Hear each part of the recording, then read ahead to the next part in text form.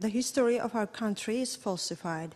All important events in our history and names of the main heroes of these events have been changed or abolished. The name of our country is pronounced with mistakes and it needs clarification with Georgia you represent. Our boundaries are measured by others and we continue to live in barbed wire defenses. In our Soviet schools, nobody taught us that we were part of Europe in the first place.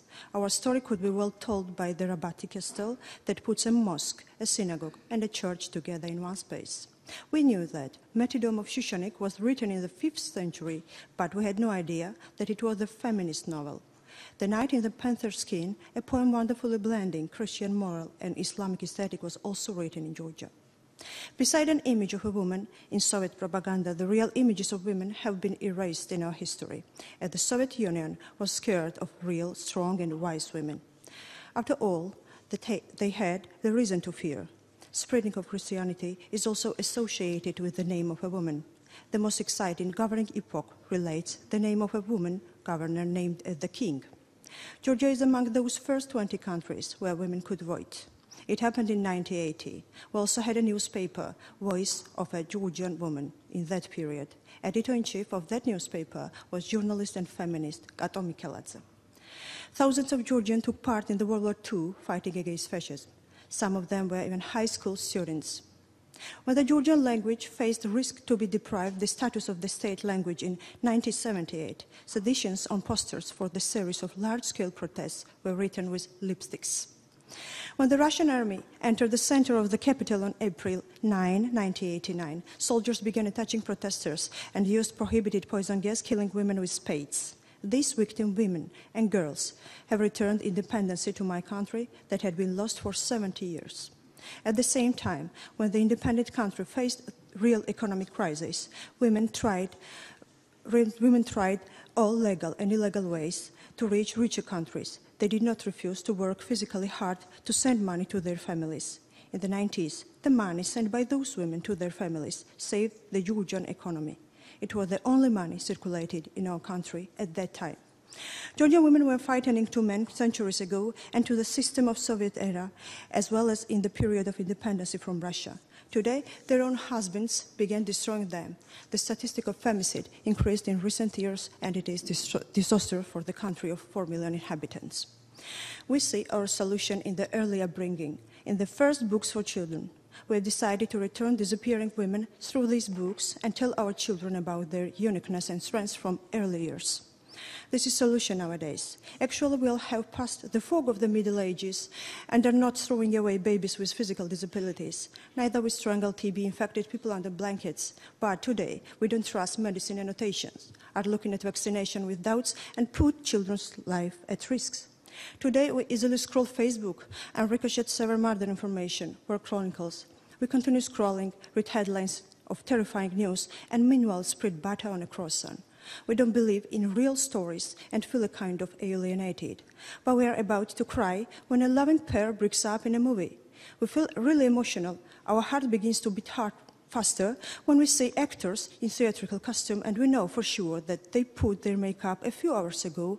Actors came to the stage and said they are either Hamlet or Juliet, and we believe in it. Yes, we still believe in it. But why do we trust them?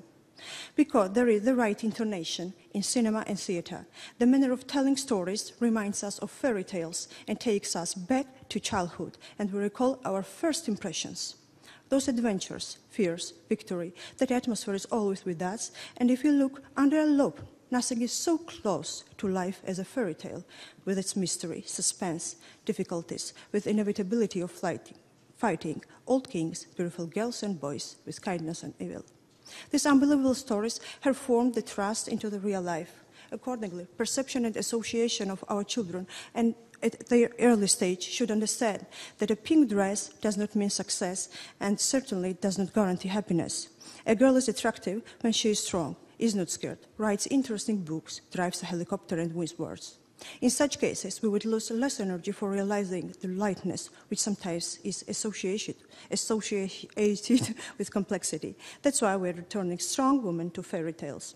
We consider that it is the best for our children. Mothers always know what the best is for their kids, even in difficult situations.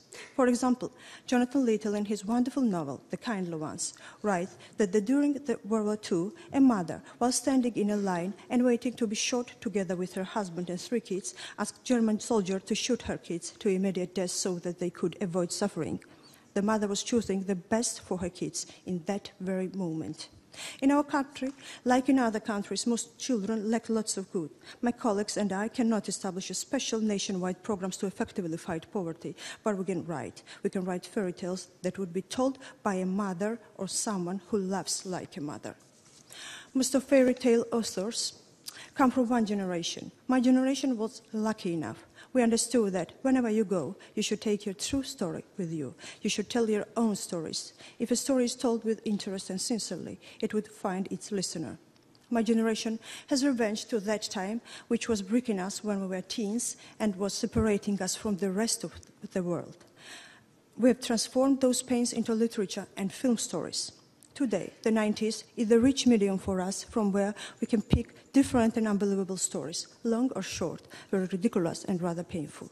We talked a lot about these themes and became in focus. For example, Nino Haratoshvili has built her creative work on these stories. She is a prominent writer in Europe today. These charms are reflected in Vetmon by Georgian Demna Gvasali, creative director of Balenciaga House.